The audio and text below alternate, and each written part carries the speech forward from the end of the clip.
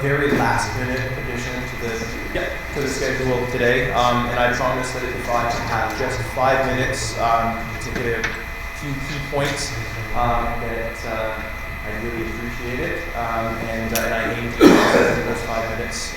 So without further ado, this is the only program diagnostic that I'm going to share with you guys. The bar graph just illustrates the types of violations that were identified during 136 farms that were inspected during the last complete fiscal year, so 2015 and 16.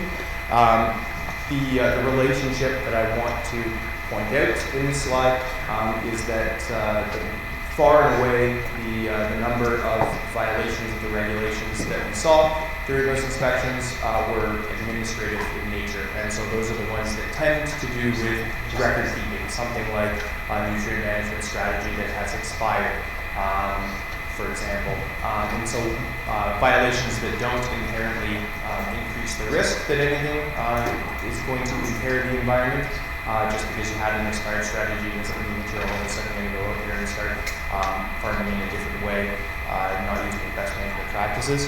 And so the thing that I want to illustrate is how great it is to see, at least, that it's a testament to the good management practices that we see are being carried out. You're far more likely to see somebody miss a sensitive feature in a diagram than to actually spread over top of a sensitive feature, for example. And that's a great thing to see.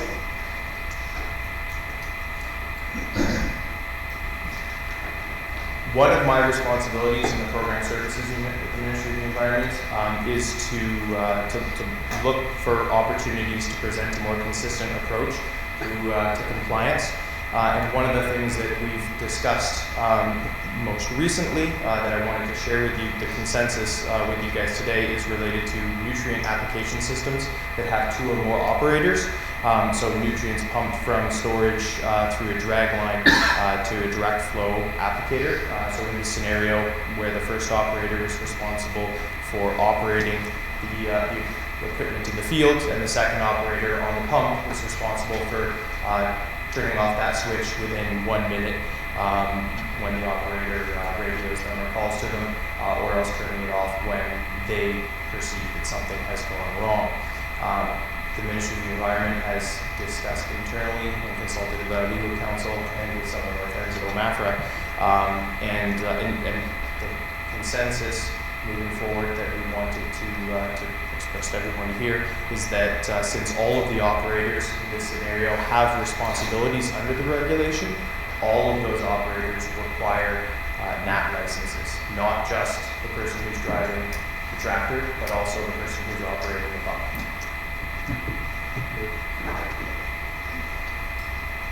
Nathan? Yeah. Are you getting any pushback on that?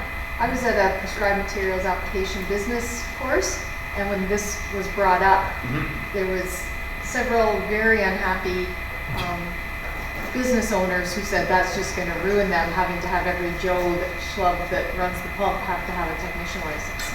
It's something that we fully expect there to be that kind of pushback for, but because that person operating the pump has a legal responsibility to switch it off, they need to understand that they have that responsibility, and currently the only way to make sure that they do is to have them take the same certification course.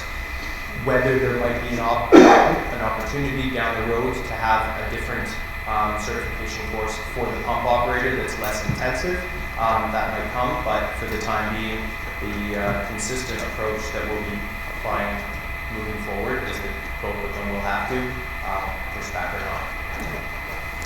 The last thing that I wanted to talk about, and it's something that Dale had mentioned in his presentation and that Charlie did too, is the importance of communication between the farmers, yourselves as consultants, and any other qualified persons or licensed third parties that you might be using. A good example that came across my desk recently was related to permanent liquid manure storage that was constructed out in eastern Ontario. And in this particular situation, the farmer's consultant had suggested a construction company who had hired a licensed engineer to design, and they designed the perfect permanent liquid manure storage facility, and it was constructed directly onto bedrock. And by the time the agricultural environmental officer got out there to inspect it, it had already been completed, and of course that's in violation of the construction and siting requirements. In this situation, the farmer thinks that they're doing the right thing by hiring a consultant to take care of everything that they might not understand regulation-wise, and the consultant recommends a great construction company who hires an engineer and thinks that they're on the up and up with all of the requirements of the regulations.